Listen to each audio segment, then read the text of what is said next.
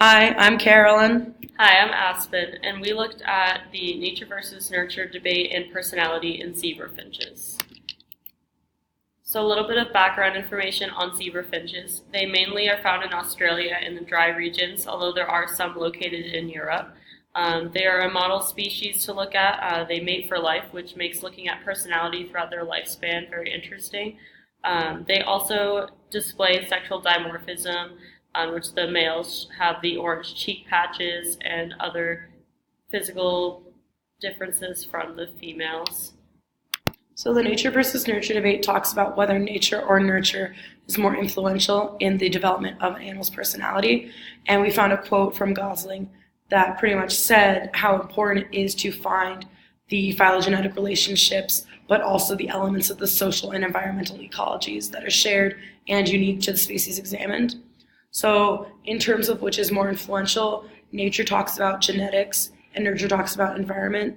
It's really important to find out what is more influential because once we isolate what's the most determining factor, we can look at that more specifically to understand the animal's personalities. The first article that we looked at in terms of how environment can affect personality was on the long-term effects of early nutrition and environmental matching on the developmental and personality traits in zebra finches. So this study looked at wild Australian zebra finches that were bred throughout 10 to 11 generations. So this study focused on the nutritional manipulation. So subjects were either assigned to early high quality or early low quality nutritional treatments. And then they looked at how those treatments could affect morphological measures such as body size and weight, as well as behavioral impacts such as when exposed to special environments or special object trials. So what they found was that there was a significant effect of nutritional treatment. So nestlings under low quality conditions tended to be smaller in size and had shorter wings, and high quality nutritional treatment groups tended to be larger and have longer latencies to feed, as well as performed fewer hops than those in the low quality conditions. So this shows that the nutritional treatment has an effect on the ways that these birds behave throughout their entire lifespan. And then this figure here shows the effects of nutritional treatment on behavioral phenotypes. So the top graph shows the effects of latency to feed and hop rate in a special environment, and the bottom graph shows latency to feed and hop rates on the special object trials. So you can see that although there are some differences, the graphs are pretty consistent throughout. And then the second article we looked at the effects of environment on behavior, looked at the effect of a no-light environment on behavior, learning performance, and personality in zebra finches. So these ones looked at colony-bred adult zebra finches, both male and female, who were exposed to either a no-light or a variation of light on, light off throughout a 24-hour period. They did 3 experiments, one looking at activity and singing behaviors, the second looking at cognitive performance, and the third looking at personality, in which they were tested in a novel cage environment or a novel object within their cage. So what they found is that there were differences between the parent generation and the first and second generation. Under the no-light condition, the parent generation birds laid fewer eggs, had greater juvenile mortality, and a reduced reproductive success. And as also in the no-light environment, the first generation birds took longer to initiate breeding, had fewer hatchlings per pair, and had less reproductive success.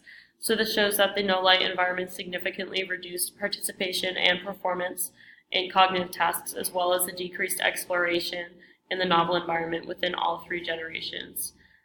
The no-light environment exposure led to reduced exploratory behaviors, which they used as a measure of personality, and this no-light environment has significant influence on learning, cognitive performance, and personality in zebra finches.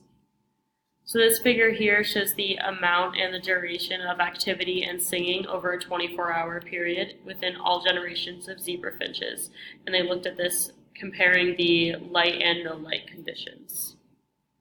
And then this figure shows the results of the personality test of all 3 generations of male zebra finches measured as an exploratory trait. So they looked at it in the top one, the novel cage environment, and the bottom one, the novel object in both light conditions, in which they did see significant differences between the two. The first article we looked at for genetics looked at the quantitative genetics and fitness consequences of neophilia in zebra finches. And so they looked at wild-type zebra finches from a large captive breeding population in Germany using 2 generations of both male and female zebra finches. In a trial with novel objects, they were looking to see if there were any consequences of neophilia for reproductive performance under semi-natural breeding conditions in aviaries. These conditions depended on whether it was a male-biased or female-biased aviary. The results found that in terms of behavioral responses, that zebra finches immediately realize and react to novel objects. But this is dependent on what kind of novel object. There were higher approach scores with an apple compared to dry herbs. In terms of the quantitative genetics of approaching the novel objects, there were large amounts of heritable variation, but no correlation between approach scores and peer group size. And the effects of neophilia on fitness-related traits such as number of partners or number of fertilized eggs was non-significant. It's important to note that in this study, even though they were looking at genetics, there was definitely environmental factors such as whether the housing situation they were in was male biased or female biased. These 2 figures show the positive or negative correlation depending on their selection or rearing success. These 2 figures show the different approach scores depending on the females versus males, also depending on whether they were in a female-biased or a male-biased aviary. The next article we looked at the speed of exploration and risk-taking behaviors being linked to corticosteroid titres in zebra finches. So they used 5 generations of selectively bred zebra finches, depending on what their corticosteroid traits were initially. They sampled the corticosteroid at 6 weeks, and pretty much corticosteroid is the bird equivalent of cortisol in humans. They did 3 types of tests, novel environment, novel objects, and risk-taking or startle test. And they found that in the exploratory and novelty tests, there were no effects in novel environment or novel objects, but the numbers of feeders visited after a novel environment test was marginally significantly affected. In terms of the risk-taking tests, the first seed latency was affected by corticosteroid line and the sex of the companion bird, and the startle latency was dependent on the corticosteroid titrate of the test bird. So pretty much this study was looking to see if exploratory behaviors and risk-taking behaviors were related to the selected levels of circulating corticosteroid. And pretty much in terms of risk-taking, yes, but the novel objects or novel environments had very little or no effect at all. These 3 tables looked at the significant variables depending on the number of feeders visited, the first seed latency, or the startle latency. And these figures show the actual results. So figure A over here looked at whether the effect of a female or male companion had an effect on the seed latency depending on how high the corticosteroid levels were. Figure B over here looked at the startle latency and numbers of feeders visited depending on the corticosteroid titrate levels. And figures A and B over here looked at the actual mean time for the first seed latency in seconds per the corticosteroid line for the birds. So our argument in terms of the nature versus nurture debate is that environmental factors have more of an effect on personality than genetic factors do. One of the pieces of evidence we found was from Carter et al., where it says that each subdiscipline in behavioral ecology uses rigorous evolutionary reasoning to explain how animals use behavior to deal with their intrinsic and extrinsic environments. So some more pieces of evidence in terms of supporting environment. These special environments and objects can have a long-term effect on behavioral traits in zebra finches.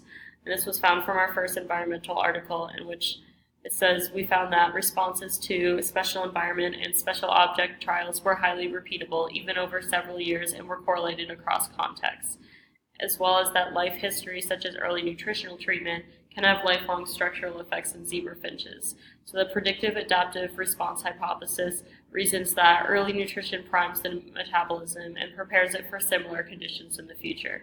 So when looking at this in terms of the bigger picture, structural size and increased growth from nutritional treatment could have an effect on aspects of individual personality, such as mating behaviors, hunting and foraging, and or survival mechanisms. In the second article we looked at, this showed the illumination of environment can influence learning, cognitive performance, and personality in zebra finches. So this study showed that zebra finches in a no-light environment should reduce levels of participation and performance in both a cognitive test as well as decreased exploratory behaviors in a novel environment.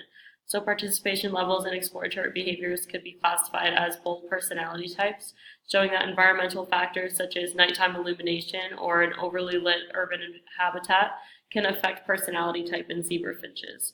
So overall, having less bold individuals in a population that are less likely to perform exploratory behaviors could lead to possible decreases in mating, reproductive success, hunting and foraging success, and weakened predator defense. In terms of evidence against genetics, there was a lack of significance found in the genetic-based experiments, whether it was heritability or the corticosterone levels.